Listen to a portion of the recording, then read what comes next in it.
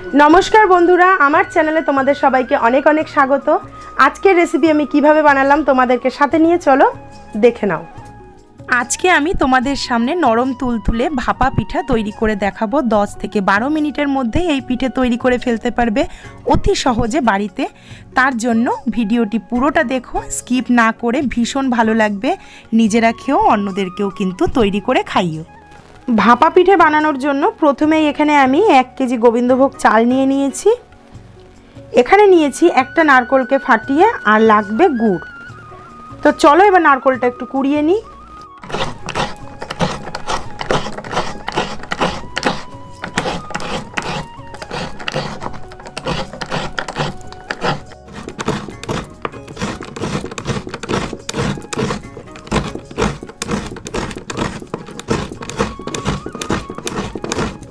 नारकेलटा एखाने आमार कोड़ानो हये गेछे। एबार आमी एकटु गुड़टाके कुड़े नेब। प्रथमेई गुड़टाके आमी बेलनिर साहाज्ये बाड़ी मेरे दु आर्धेक करे नेब।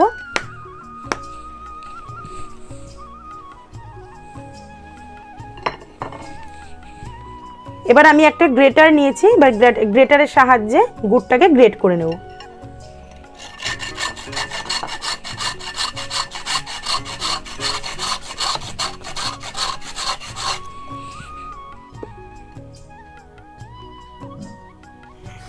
ভালোই ঠান্ডা পড়ে গেছে, তারপরে হচ্ছে মকর সংক্রান্তি। তো এই সময় তো পিঠে পুলি প্রত্যেকের বাড়িতেই হয়, আমার বাড়িতেও হয়েছে। পরপর তোমাদের কাছে কিন্তু ভিডিও আমি তুলে ধরবো। আজকে বানাচ্ছি অত্যন্ত লোভনীয় এবং দুর্দান্ত স্বাদের ভাপা পিঠে গোবিন্দভোগ চালের। এবার গোবিন্দভোগ চালটা আমি মিক্সারের মধ্যে দিয়ে গুঁড়ো করে নেব। তোমরা চাইলে কিন্তু চালটা এখানে ভিজিয়েও দিতে পারো, আমি এখানে শুকনো চালটাই গুঁড়ো করব।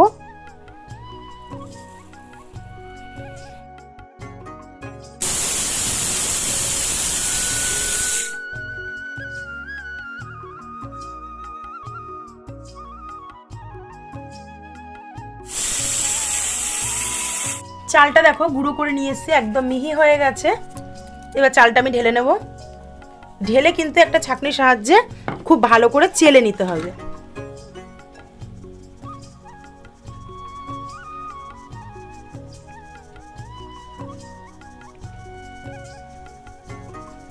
গোবিন্দভোগ চালটা এখানে আমার পুরোটা গুঁড়ো করে নিয়েছি। এবার আমি নেক্সট স্টেপে চলে যাব। প্রথমে চালের গুঁড়োটা আমি একটা বড় পাত্রে নিয়ে নিচ্ছি।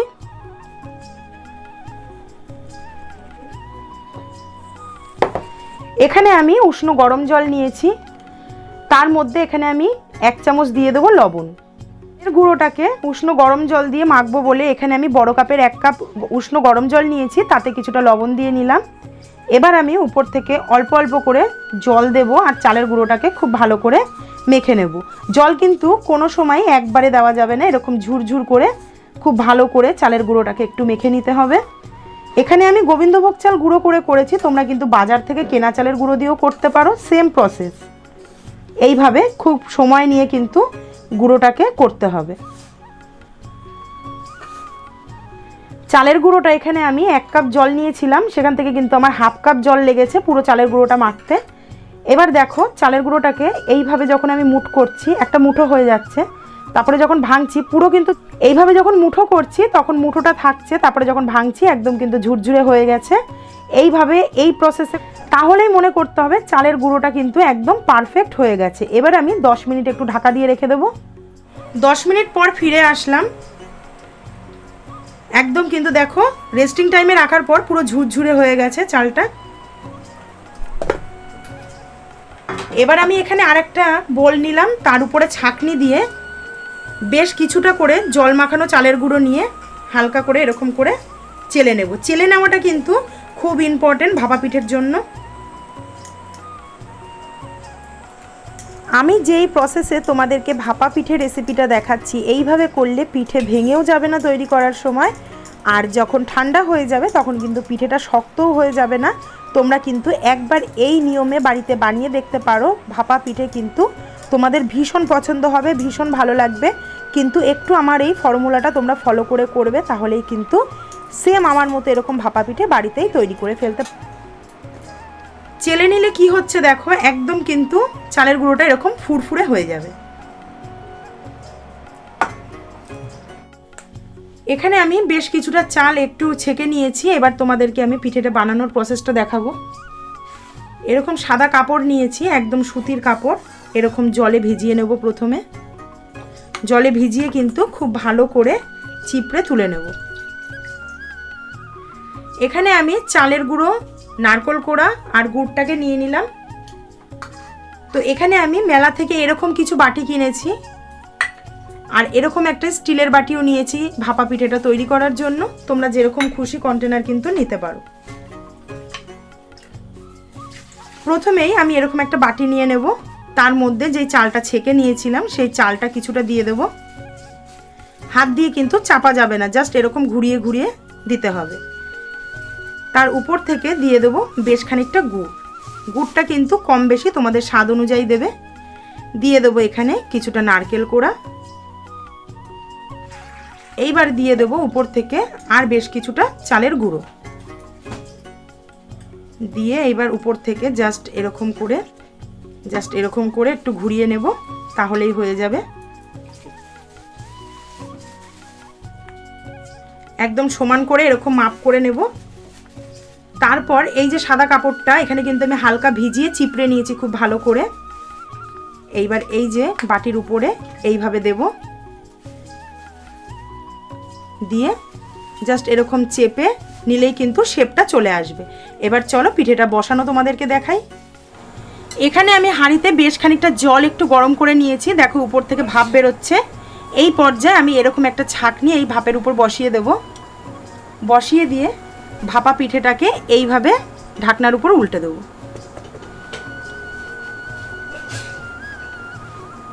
এবার কাপড়টাকে এভাবে খুলে নিয়ে এরকম একটু উপরে ট্যাপ করলেই বাটিটা উঠে চলে আসবে।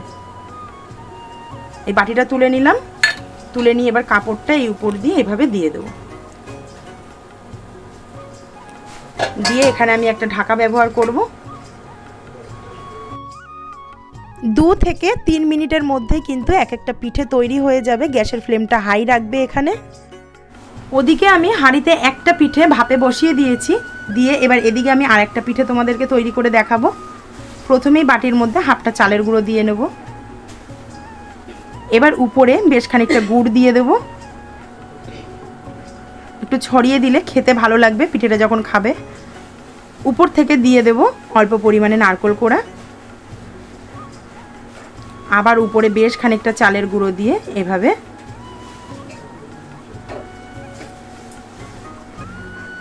রেডি হয়ে গেল আমার আরেকটা পিঠে। এইবার উপরে ভেজা কাপড়টা দিয়ে এভাবে প্রতিবার কিন্তু এই যে সাদা কাপড়টা ব্যবহার করব, প্রত্যেকবারই কিন্তু ধুয়ে নিয়ে তারপর এটাকে ব্যবহার করব, নয়তো কিন্তু পিঠেটা লেগে যাবে, পিঠেটা ভালো উঠবে না। এখানে 2 মিনিট হয়ে গেছে। 2 মিনিট পর আমি ঢাকাটা তুলে একটু দেখে নেব পিঠেটা হয়েছে কিনা।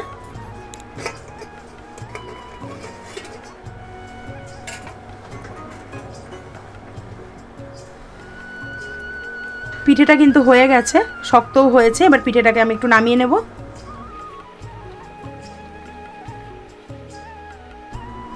পিঠেটার থেকে কিন্তু এখনো ধোয়া উঠছে। এরকম করে হালকা করে কাপড়টা তুলে নিলেই তৈরি হয়ে গেল খুব সহজে সুন্দর একটি ভাপা পিঠে। এইভাবে চলো সবকটা পিঠে তৈরি করে তারপর আমি আবার ফিরে আসছি। সেম প্রসেসে আমি এখানে আবারও একটা পিঠে এরকম বসিয়ে দেব। বাটির উপরে এরকম একটু ট্যাপ করলেই কিন্তু পিঠেটা বসে যাবে। তারপর আস্তে করে বাটিটা এরকম তুলে নেব।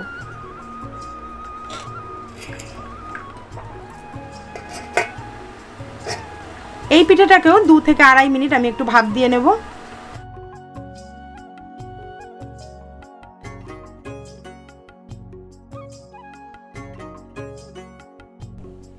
বাংলাদেশের একটি জনপ্রিয় পিঠা অতি সহজেই তোমাদের কাছে তুলে ধরলাম।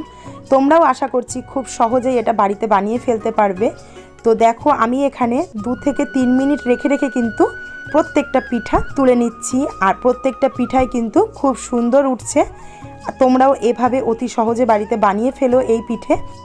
এই প্রসেসে যদি তোমরা এই ভাপা পিঠা বাড়িতে বানাও, তোমরা কিন্তু খুব সহজে বানিয়ে ফেলতে পারবে এবং একটা পিঠাও কিন্তু ভেঙে যাবে না, এরকম মসৃণভাবে পিঠে উঠে আসবে। প্রত্যেকটা পিঠাই কিন্তু এভাবে বানাবে, তাহলে কিন্তু খেতেও ভীষণ ভালো লাগবে, ঠান্ডা হয়ে গেলে শক্তও হবে না, আবার বানানোর সময় ভেঙেও কিন্তু যাবে না। আমার চ্যানেলে আজকের এই ভিডিওতে যারা নতুন বন্ধুরা দেখছো তারা অবশ্যই আমার চ্যানেলটিকে সাবস্ক্রাইব করে নিয়ে পাশে থাকা বেল আইকনটি প্রেস করে দেবে, যাতে আমি কোনো ভিডিও ছাড়লে সবার প্রথম নোটিফিকেশান তোমাদের কাছে পৌঁছে যায়। আর যারা আমার চ্যানেলটি প্রথম থেকে সাবস্ক্রাইব করে আমার পাশে আছো বা আমার ইউটিউব পরিবারের সদস্য হয়েছো, তাদেরকে অনেক ভালোবাসা এবং প্রণাম জানাই আমি। আজকের ভিডিওটি ভালো লাগলে অবশ্যই একটি করে লাইক করে দিও, আর যদি ভালো লেগে থাকে নিজেদের বন্ধু বান্ধব ও আত্মীয় স্বজনের মধ্যে শেয়ার করে দিও।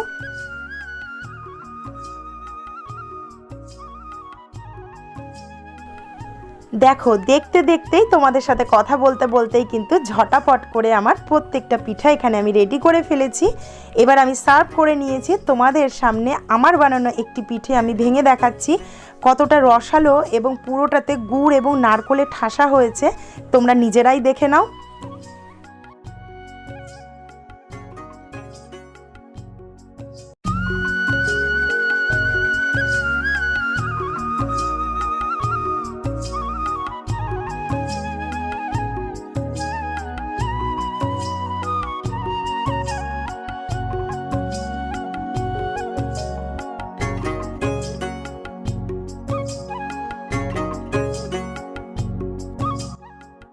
আজকের রেসিপিটা যদি তোমাদের ভালো লেগে থাকে অবশ্যই একটি করে লাইক করে দিও, তোমাদের কমেন্ট করে তোমাদের মতামত আমাকে জানিও। যারা নতুন বন্ধুরা আমার চ্যানেলে আমার ভিডিওটি দেখছো তারা অবশ্যই একটি করে সাবস্ক্রাইব করে নিয়ে পাশে থাকা বেল আইকনটি প্রেস করে দেবে, যাতে সবার প্রথম আমি কোনো ভিডিও ছাড়লে নোটিফিকেশান তোমাদের কাছে পৌঁছে যায়। তো আজকের মতো ভিডিও এখানেই শেষ করছি। সবাই সুস্থ থেকো, ভালো থেকো।